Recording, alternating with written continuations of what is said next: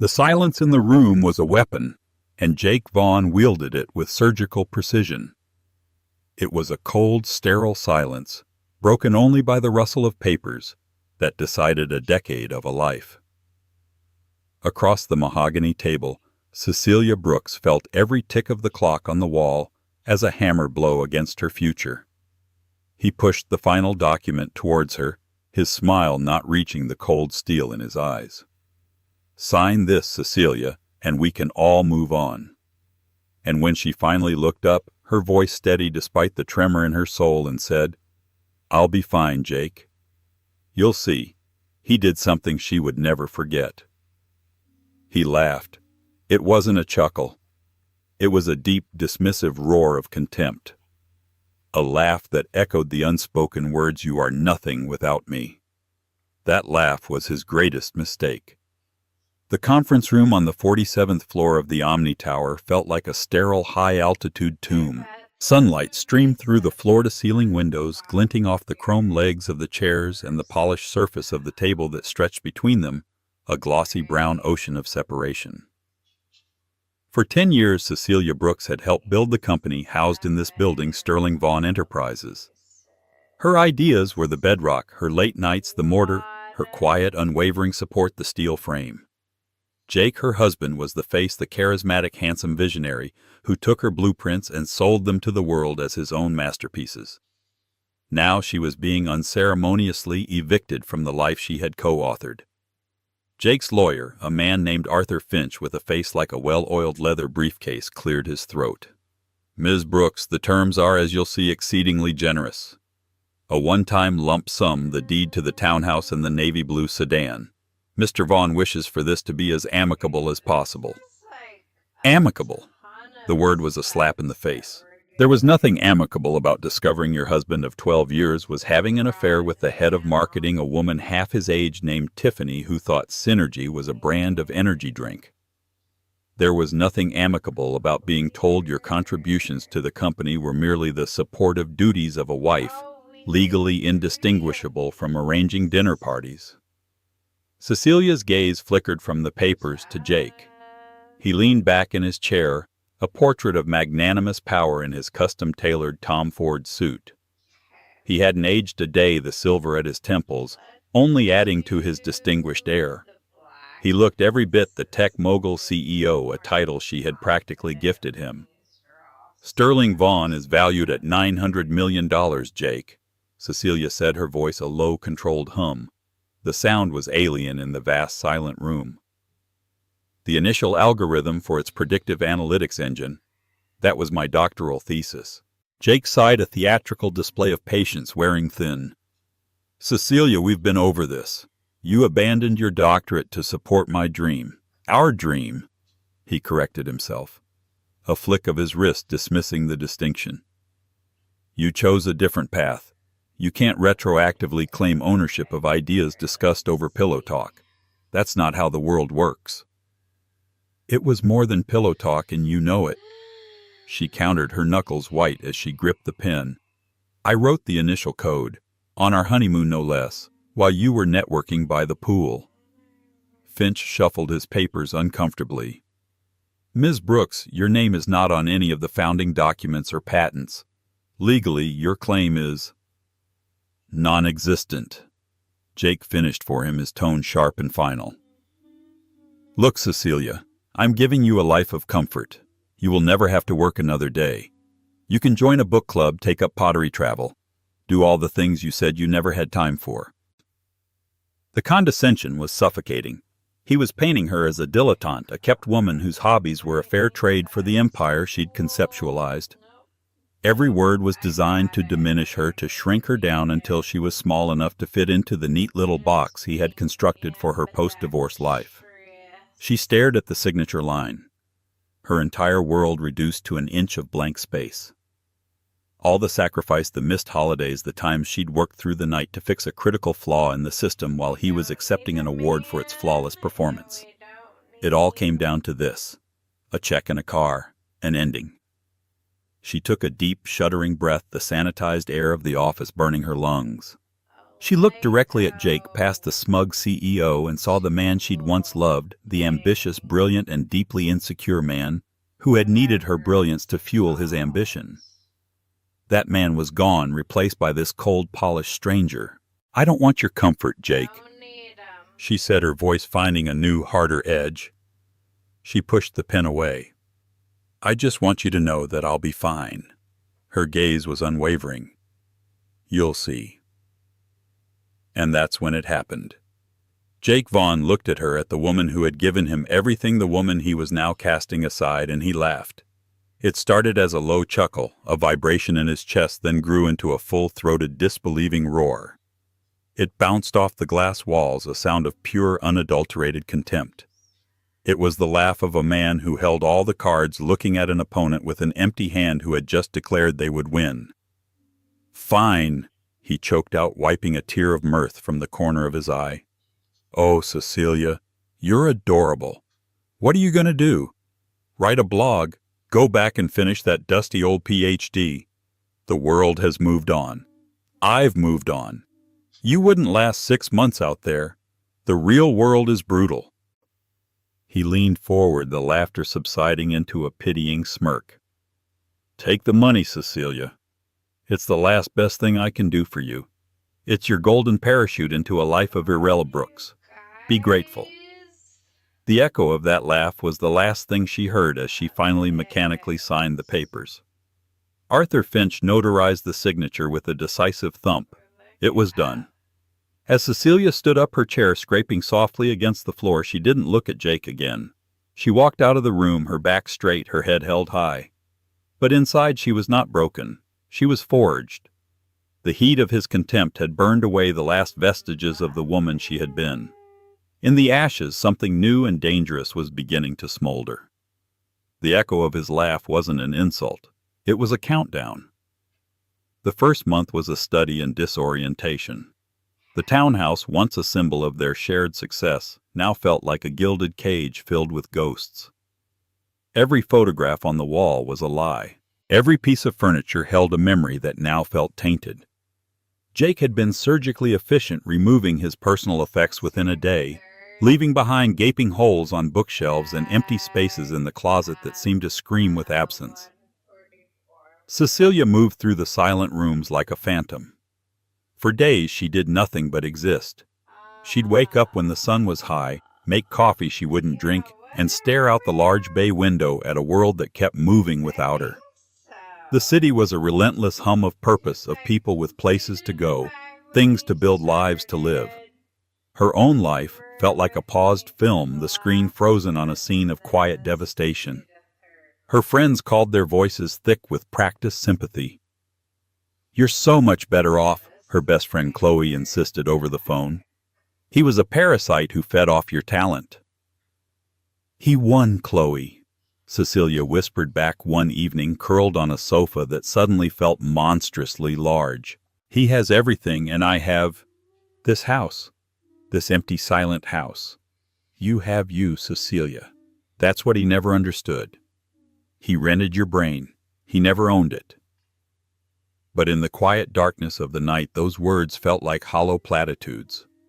Jake's laughter was a constant looping soundtrack in her mind. You wouldn't last 6 months out there. It was a prophecy he expected her to fulfill. She found herself scrolling through news articles about him. Jake Vaughn, CEO of Sterling Vaughn, announces groundbreaking new AI initiative. There he was, smiling from the cover of Forbes Technology, his arm around Tiffany, who was now the company's new Chief Innovation Officer. The title was a cruel joke. Tiffany's greatest innovation was mastering the office Nespresso machine. The lump sum from the settlement sat in her bank account, a figure with so many zeros it felt like a typo. It was, as Jake had called it, a golden parachute. But a parachute only slows a fall. It doesn't stop you from hitting the ground. Cecilia knew that if she started living off that money, she would be fulfilling his vision for her, a slow, comfortable fade into obscurity. The turning point came on a Tuesday, 4 weeks after the signing. It was raining, a relentless gray drizzle that matched her mood. While clearing out a box of old university notebooks, a painful exercise in archaeology, she found it. tucked away in a folder labeled Hypotheticals, was her original unadulterated thesis proposal. It wasn't just the predictive algorithm that Jake had simplified and commercialized. It was so much more. The core of her work had been about prescriptive analytics, not just predictive. It wasn't about telling a company what their customers would do. It was about modeling ethical, sustainable, and efficient pathways to help a company decide what they should do. It factored in variables Jake had deemed unprofitable, like long-term customer trust, employee morale, supply chain ethics, and environmental impact. He had taken her brilliant, multifaceted engine and stripped it down to a blunt instrument for maximizing short-term profit, no matter the collateral damage. As she read her own handwriting, the elegant, complex equations unfurling across the page, something shifted inside her. The fog of grief began to dissipate, replaced by a cold, clear anger. He hadn't just stolen her idea. He had mutilated it. He had taken her life's work and turned it into a caricature of itself. That night, for the first time in a month, she didn't just stare at her laptop. She opened it. Her fingers, tentative at first, then flying across the keyboard, began to move with a familiar, forgotten rhythm. She wasn't just typing. She was building. She pulled up the current market analysis of Sterling Vaughan Enterprises. She read their quarterly reports, their client testimonials, their stock performance. Jake was a master salesman, but his foundation was flawed. He had prioritized rapid expansion over stability. Clients were impressed by the initial results, but churn rates were higher than industry average. The Sterling Vaughan algorithm was good at predicting immediate trends, but it was a blunt tool lacking nuance and long-term strategic vision. It was a muscle car, loud, fast, and terrible on the corners. Cecilia knew its weaknesses because she had designed the original superior engine. She stayed up all night, fueled by black coffee and a righteous fury that burned brighter than any passion she had felt in years. She mapped out Sterling Vaughan's entire client portfolio. She identified their vulnerabilities, the accounts they were most likely to lose.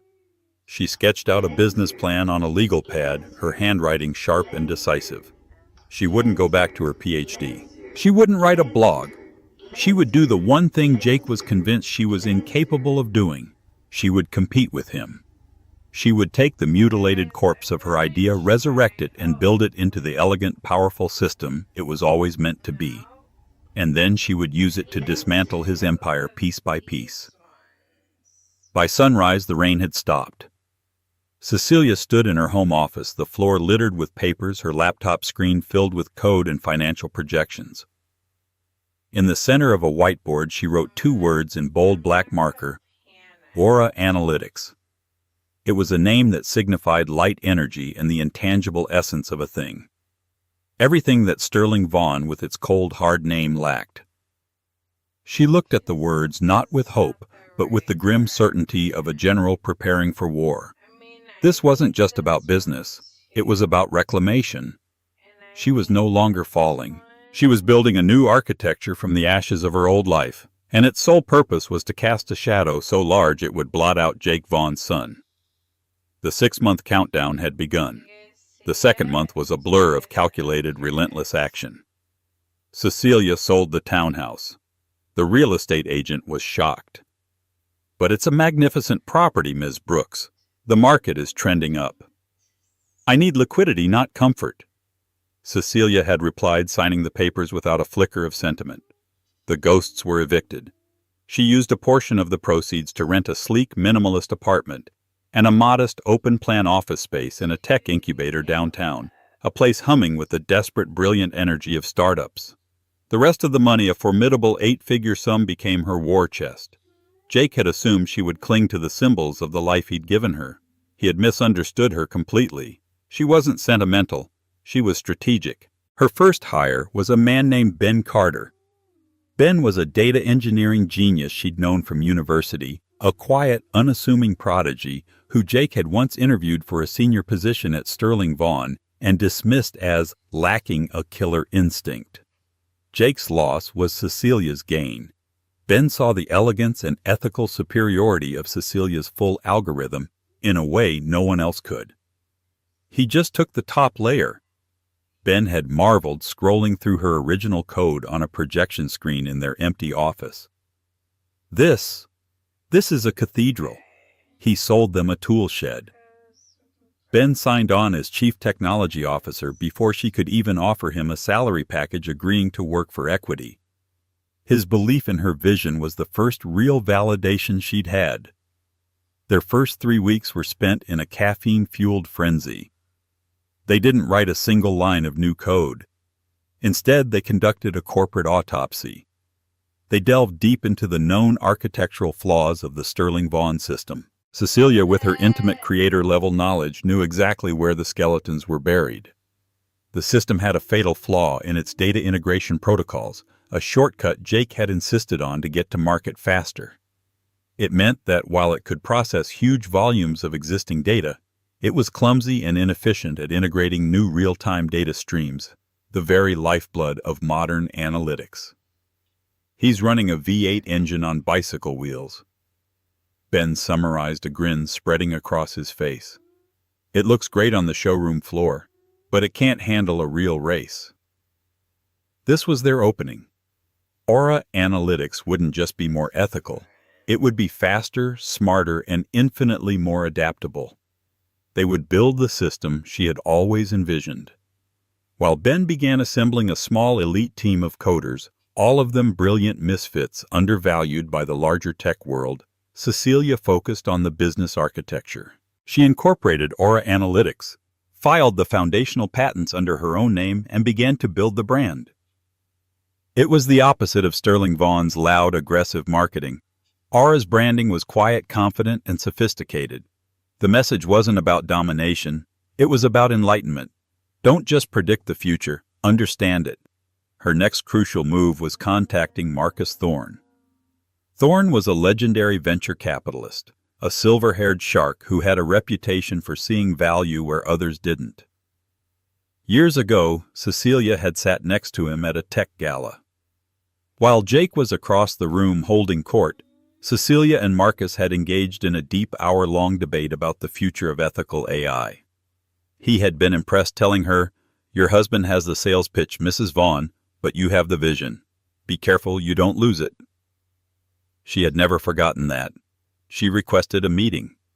His assistant was dismissive, offering a slot 3 months away. Cecilia sent a single follow-up email to Marcus directly. Subject: Sterling Vaughan's Achilles heel body. Mr. Thorne, Jake Vaughan built an empire on a flawed version of my work. I have the schematics for a better one. Give me 30 minutes. Cecilia Brooks, formerly Vaughan. He agreed to a video call the next day. She didn't pitch him for money. She already had that. She pitched him for his reputation. She laid out her plan with cold, clear precision, showing him the technical vulnerabilities of his rival and the market gap Aura was built to exploit. She wasn't asking for his investment. She was offering him an opportunity to back a winner in a race he didn't even know was being run. Marcus Thorne listened, his face impassive on the screen. He asked a few pointed, brutal questions, which she answered without hesitation. When she was done, a slow smile spread across his face. "He laughed at you, didn't he?" Thorne said, his voice a low rumble. "I know Jake. He's an arrogant fool who mistakes confidence for competence. He always underestimated you. He didn't offer money. He offered something better."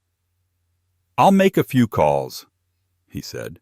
"There's a major player in the logistics sector, a company called Dynacore Logistics. They're Sterling Vaughan's flagship client, and they are getting very, very tired of that bicycle wheel engine you mentioned." The call ended.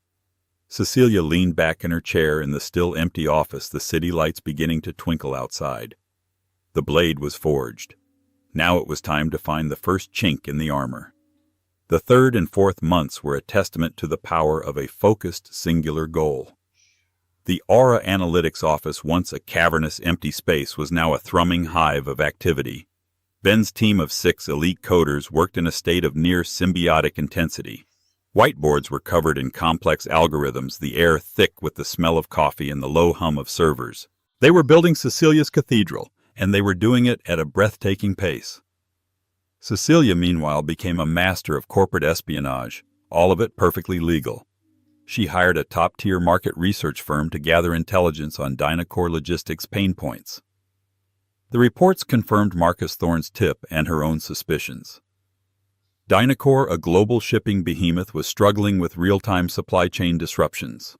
Sterling Vaughan's system could tell them where their ships were yesterday, but it couldn't effectively model the cascading impact of a sudden storm in the South China Sea or a labor strike at the Port of Los Angeles.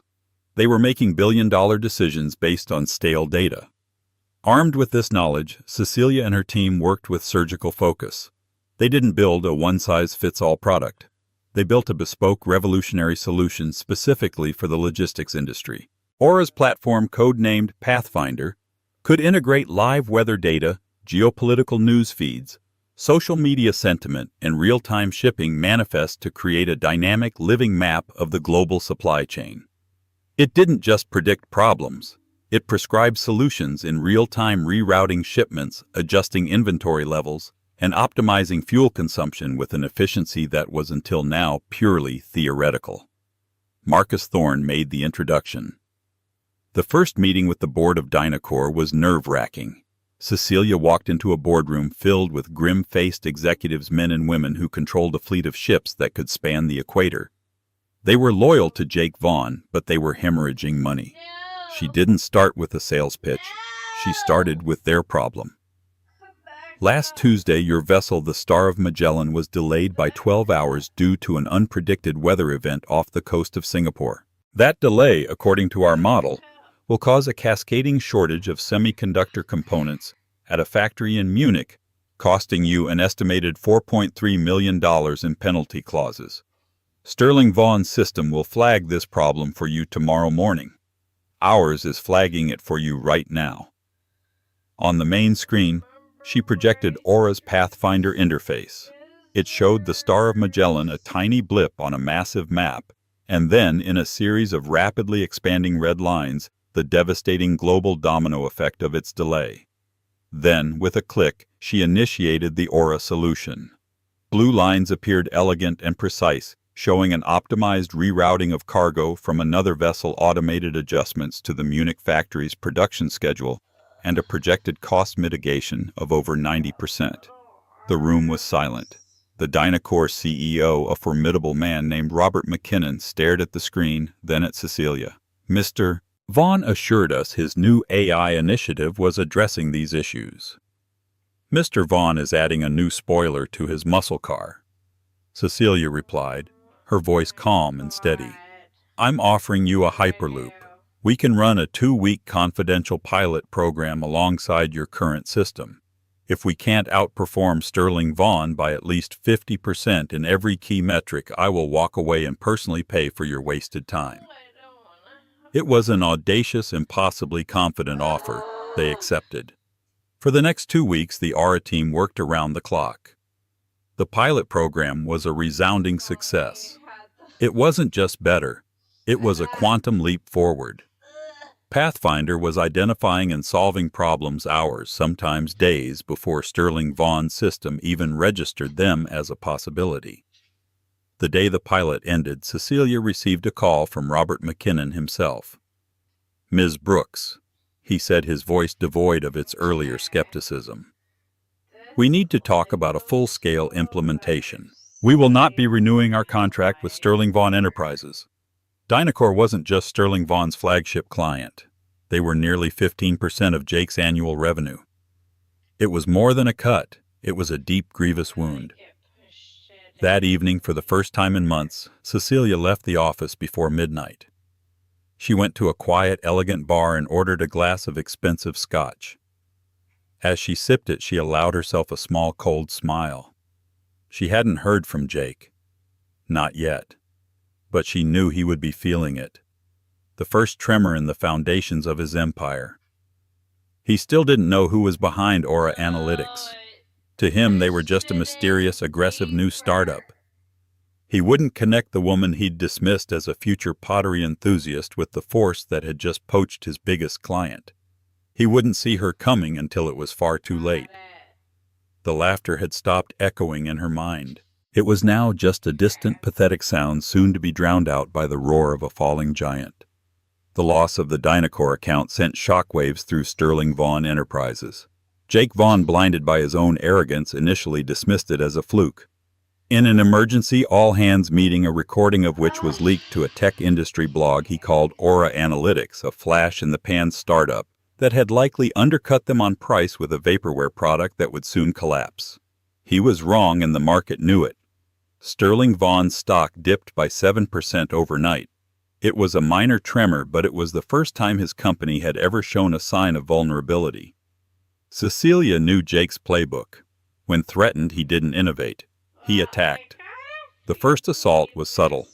A prominent tech journalist known for his cozy relationship with Jake published a skeptical hit piece on Aura Analytics. It hinted at data security issues and questioned the background of its unknown founder, painting the company as a risky fly-by-night operation. It didn't work. Cecilia, anticipating this, had already courted a more respected journalist from the Wall Street Journal. She gave her an exclusive, not about the drama, but about the technology. The journal piece, titled "The Prescriptive Revolution: How Aura Analytics is Redefining AI," was a glowing testament to their superior system, complete with an anonymous but powerfully positive quote from a major global logistics firm. Aura's reputation was solidified. Jake's next move was more direct. He tried to poach Ben Carter. The offer was absurdly lucrative: a C-suite title at Sterling Vaughn, a salary that was triple what Aura could afford, and a massive signing bonus. Ben forwarded the offer email to Cecilia with a one-word reply, LOL. Loyalty, Cecilia was discovering, was a currency Jake had never bothered to mint. His entire company was built on transactions, not relationships. By month 5, Aura Analytics was no longer a secret. They systematically targeted Sterling Vaughn's most vulnerable, high-value clients. They didn't just sell a product, they sold a partnership. Cecilia met with every potential client herself. She didn't talk down to them or dazzle them with jargon. She listened to their problems and then demonstrated with irrefutable data how Aura could solve them. One by one, they fell like dominoes. A major pharmaceutical company, a national retail chain, a European banking consortium. Each defection was another nail in Sterling Vaughn's coffin. The market was taking notice. Sterling Vaughn's stock was now in a steady, undeniable decline. Jake was in a panic. He was pouring money into a failing R&D department, trying to reverse engineer Aura's success, but he was trying to fix a foundational flaw. It was like trying to turn a rowboat into a submarine by giving it a new coat of paint. The true moment of revelation for Jake must have been excruciating.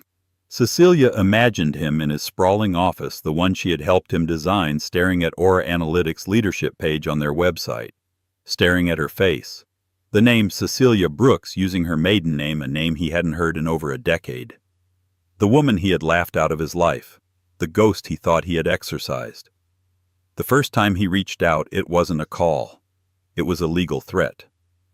A cease and desist letter from Arthur Finch arrived, accusing Aura Analytics of intellectual property theft and patent infringement. It was a desperate, baseless gambit. Cecilia didn't reply herself. She hired the most notoriously aggressive IP law firm in Silicon Valley. Her lead counsel, a woman named Diana Shaw, who was famous for making tech billionaires cry on the witness stand, responded with a letter that not only dismantled their claims, but also subtly hinted at a potential countersuit against Sterling Vaughn for the commercialization of concepts developed by Ms. Brooks prior to the company's founding. Finch's office went silent. It was a checkmate. Jake knew that any legal discovery process would unearth Cecilia's doctoral thesis and old research notes exposing the truth of the company's origins for the world to see. Now he was truly afraid. He called her personal cell phone. She was in her office watching the live feed of Sterling Vaughn's stock price as it hit a 2-year low. She let it ring 4 times before answering. "Cecilia?" His voice was strained, a bizarre mix of disbelief and fury. The smooth, confident baritone was gone. "Jake?"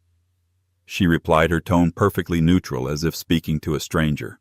"What is this? What are you doing?" he demanded. "I'm running a business," she said simply. "My business, my clients. You're using my own ideas against me." He seethed. the hypocrisy apparently lost on him. Cecilia allowed a moment of silence to hang in the air. "No, Jake," she said, her voice dropping to a cold, quiet register. "I'm using my ideas. The complete versions. The ones you were too short-sighted to understand." There was a sputtering sound on the other end of the line. He was losing control. "This is revenge, isn't it? This is some petty vindictive—" "Revenge is a passion," Cecilia interrupted smoothly. "This is not passion. This is business. You taught me that. You said the real world was brutal. You were right. You just never imagined I'd be the one who was better at it." She could hear his ragged breathing. He was cornered, humiliated, and utterly bewildered.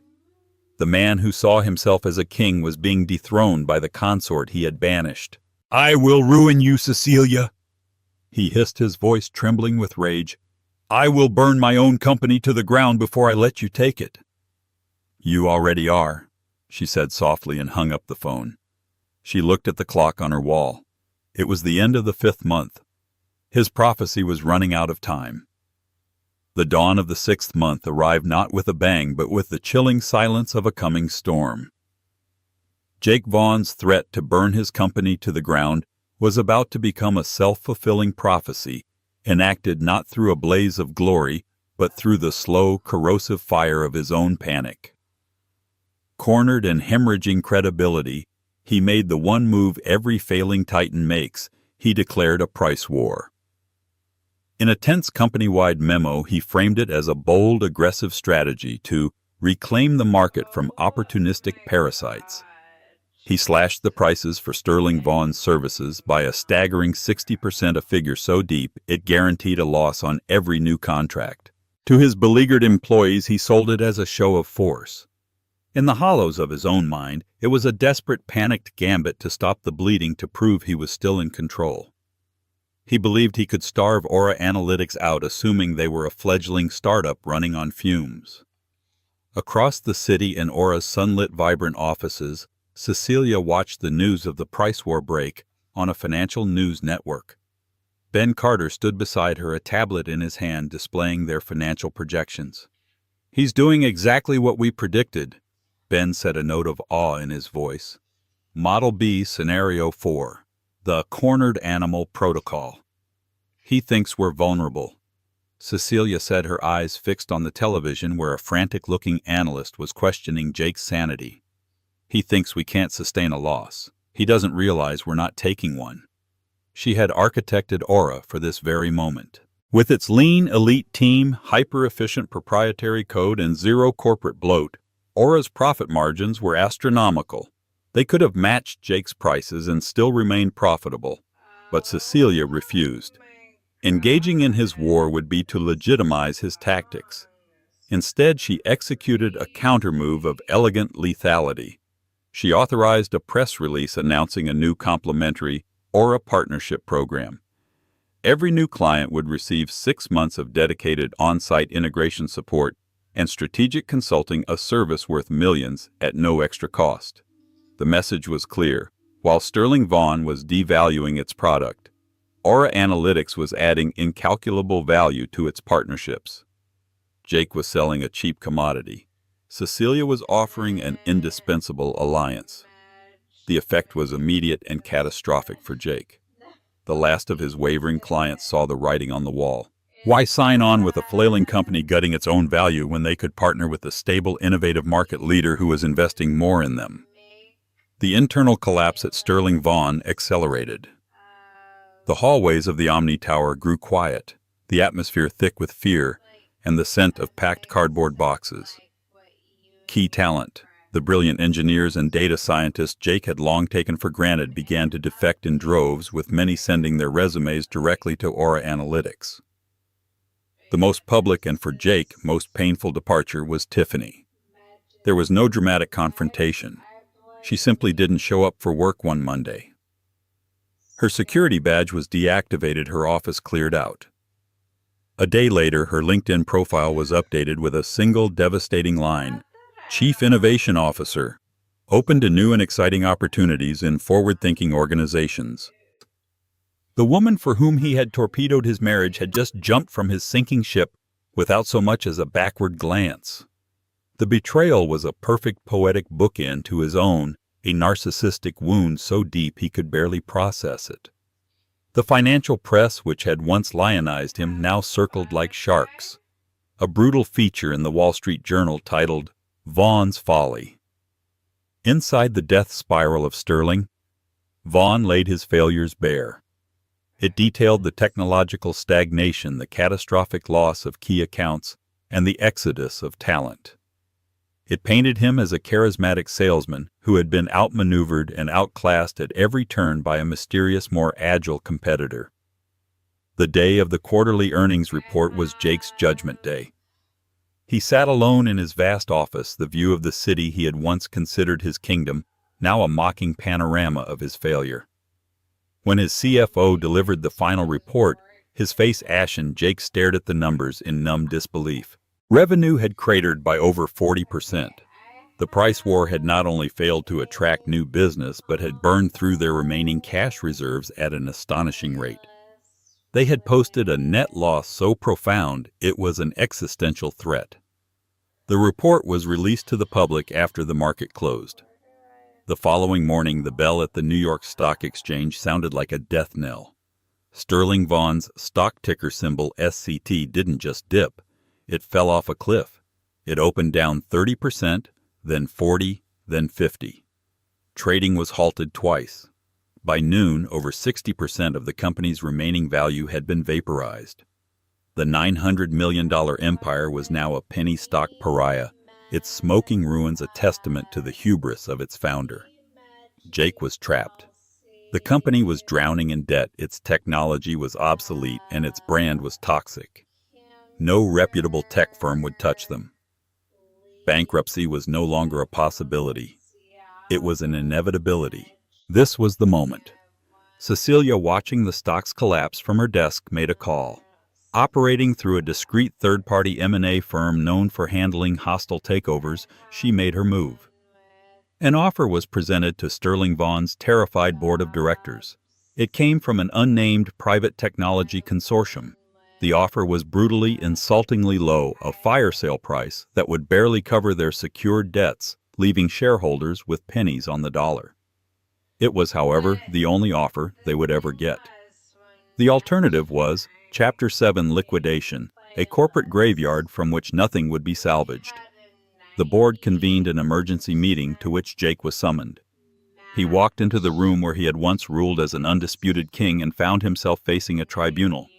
The faces that looked back at him, once deferential, were now cold with fear and resentment. They presented him with the offer, their voices shaking with a mixture of anger and relief. "It's a pittance, Jake." One board member, a man who had vacationed with him for years, spat out. "But it's the only lifeboat we have." Jake tried to fight to rally them, but his charisma was gone, his power extinguished. He was just the man who had flown their golden vessel directly into an iceberg. The board delivered the ultimatum. They were accepting the offer. His immediate resignation as CEO was a non-negotiable condition of the sale. That evening, Chloe arrived at Cecilia's apartment with a bottle of vintage champagne. "To the Queen!" She toasted, her voice filled with triumphant glee. "You didn't just bring Goliath to his knees. You made him hand you the slingshot and beg you to use it." Cecilia accepted the glass but stared out the window at the city lights, her expression thoughtful, not celebratory. "It doesn't feel like a victory, Chloe," she said, her voice quiet. "It feels like balancing an equation. It feels like justice." "Justice is the best kind of victory," Chloe argued. "He laughed at you, Cecilia. He told you that you were nothing. Tomorrow you are going to walk into a room and own every last piece of his world. You have to enjoy this, for all of us who have ever been underestimated." A small, sharp smile finally touched Cecilia's lips. "Oh, I will," she said, turning from the window, her eyes clear and resolute. "I'm not enjoying the victory itself. I'm enjoying the symmetry." She was no longer an avenging angel driven by the heat of a wound. She was a master architect ready to lay the final perfect stone on the structure she had meticulously designed.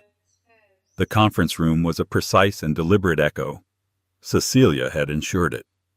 The acquisitions firm she'd hired was one of the city's most powerful, and their offices were a catalog of corporate aesthetics. When they had asked for her preferences for the closing, she had given them a single clear instruction: find a room on a high floor with a long mahogany table and a view of the city's heart. She wanted him to feel the phantom limb of his old power, to be haunted by the ghost of the man he used to be. Cecilia arrived 10 minutes early, a silent statement of control. Diana Shaw, her formidable lawyer, walked beside her, but this was Cecilia's stage. She was dressed not in a power suit of stark black, but in a tailored dress of deep aubergine. It was a color of quiet royalty, of bruises healed into strength. She was calm, a deep placid lake where a storm had once raged. The fury that had fueled her for months had burned itself out, leaving behind a clean, hard clarity. This was not the final act of a revenge tragedy. It was the inevitable closing of a ledger. She walked to the head of the table, the seat of authority Jake had once occupied by divine right, and sat down. The leather was cool against her back. She looked out the vast window at the steel and glass canyons of the city, at the Omni Tower visible in the distance, a monument to a life that no longer felt like hers. She had built a universe in 6 months, and today she was simply collecting a final stray moon. Diana set her briefcase down with a soft click. "Are you ready?" she asked, her voice low. Cecilia's gaze didn't leave the window. "I've been ready since the day he laughed." The door opened and Jake Vaughn entered. The man who walked in was a faded photograph of the Titan from 6 months ago. His custom Tom Ford suit, once a second skin of power, now seemed to hang on him a size too big for his diminished presence. His skin had a gray, papery quality, and his eyes, which had once crackled with arrogant energy, were hollowed and dull. He walked with the hesitant, shuffling gait of a man navigating a minefield, followed by Arthur Finch, whose usual predatory confidence had been replaced by the anxious air of a man attending his client's execution. Jake's head was down, his gaze fixed on the path to his chair. He didn't see her until he was halfway to the table. When he finally looked up, he stopped so abruptly that Finch almost bumped into him. His eyes widened. The blood drained from his face, leaving it a waxy mask of disbelief. He saw her sitting in his seat, her posture relaxed, her expression a mask of serene neutrality. He saw the woman he had discarded, the footnote to his success story, and his mind, already fractured by weeks of failure, shattered completely. He understood in that one blinding, horrifying instant the source of the hurricane that had torn his world apart. "You," he breathed. The word was not an accusation. It was a surrender. It was the sound of a king realizing the ghost haunting his castle was not only real, but was now sitting on his throne.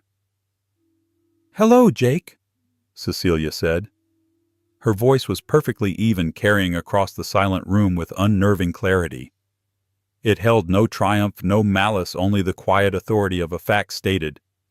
She gestured to the chair directly opposite her, the supplicant's seat, the one she herself had occupied on that fateful day. "Please have a seat. We have a lot to finalize." He remained frozen for a long moment, his brain visibly short-circuiting. He looked from her to Diana Shaw, then back to Cecilia, as if trying to find a flaw in this impossible reality. But there was none. This was real. This was happening. He had been so consumed with fighting an anonymous corporate enemy, this Aura Analytics, that he had never once considered the true identity of his foe. He had looked everywhere but at the person he had deemed most irrelevant. Slowly, like a man moving underwater, he stumbled to the chair and collapsed into it. Arthur Finch scurried to his side, fumbling with his briefcase, the rustling of his papers, an unnaturally loud intrusion into the thick, suffocating silence. The lawyers began their sterile ballet of legal jargon, their voices a low drone that seemed to fade into the background. Cecilia watched Jake. He wasn't listening to the terms of his company's dissolution. He was staring at her, his eyes a maelstrom of confusion, rage, and a dawning, terrible respect. He was searching her face for a trace of the woman he had married, the quiet, supportive academic he had so easily dismissed. He found nothing of her. The woman who sat before him was a stranger forged in the fire of his own contempt. He had created his own destroyer. Finally, the moment arrived. Finch slid the final document across the gleaming mahogany. It was the master sale agreement, the paper that would formally transfer the entirety of Sterling Vaughn Enterprises, his name, his life's work, his identity to her. Jake stared at the signature line as if it were the edge of a cliff. His hand resting on the table trembled. The silence returned heavier this time. It was a weighted blanket pressing down on him. Cecilia let it sit, letting him feel every ounce of its pressure. She had waited 6 months for this moment, for this specific, symmetrical quiet. Then she leaned forward, her elbows resting on the table, and her voice cut through the stillness, soft and precise as a scalpel. "You told me I wouldn't last 6 months in the real world," she said, not as an accusation, but as a simple recollection of fact. "You said it was brutal." Jake flinched as if struck. His gaze darted around the room, anywhere but at her. He remembered the words. He remembered the feeling of absolute certainty, of magnanimous power. Cecilia paused, letting the memory fully surface in his mind. Then she delivered the final blow. "You laughed when I said I'd be fine." The sound of that laugh, his own deep dismissive roar, seemed to echo in the room. He could hear it. He could feel it. The full catastrophic weight of his arrogance crashed down upon him. It hadn't been a simple mistake. It was a fatal miscalculation of character, a failure of vision so profound it had cost him everything. He hadn't just underestimated her abilities. He had failed to understand her spirit. His face, a canvas of defeat, crumpled.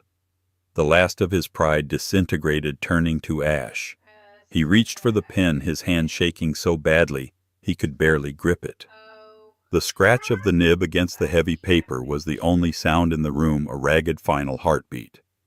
He scrawled a barely legible signature, a jagged wound on the page, and then shoved the document away from him as if it were contaminated. It was done. Cecilia stood, her movements fluid and unhurried. She gave the signed paper a cursory glance before turning it over to Diana. Her business here was concluded.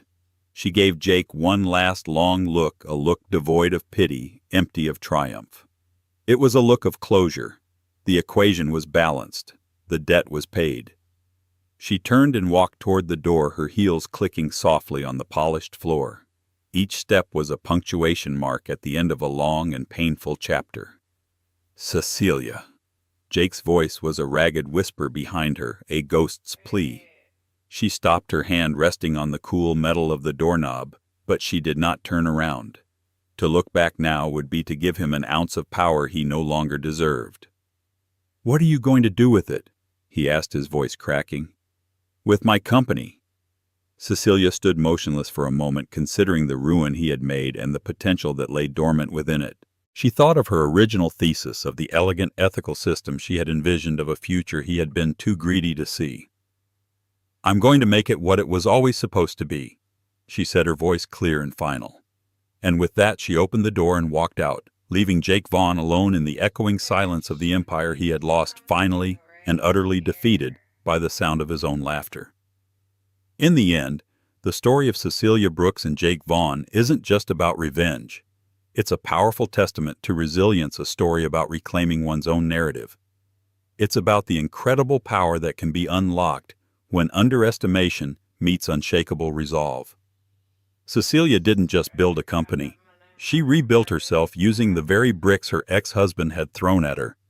She proved that the most formidable empires aren't built on arrogance and dismissal, but on true vision, hard work, and the quiet, burning fury of a spirit that refuses to be broken. Her journey reminds us that sometimes the most profound catalyst for change isn't a word of encouragement, but the echo of a laugh that challenges you to prove it wrong. Thank you so much for listening. What did you think of Cecilia's ultimate comeback? Let me know your thoughts in the comments below. If you enjoyed this story of justice and vindication, please hit that like button, share it with someone who needs to hear it, and make sure you subscribe and turn on notifications so you don't miss our next real-life drama.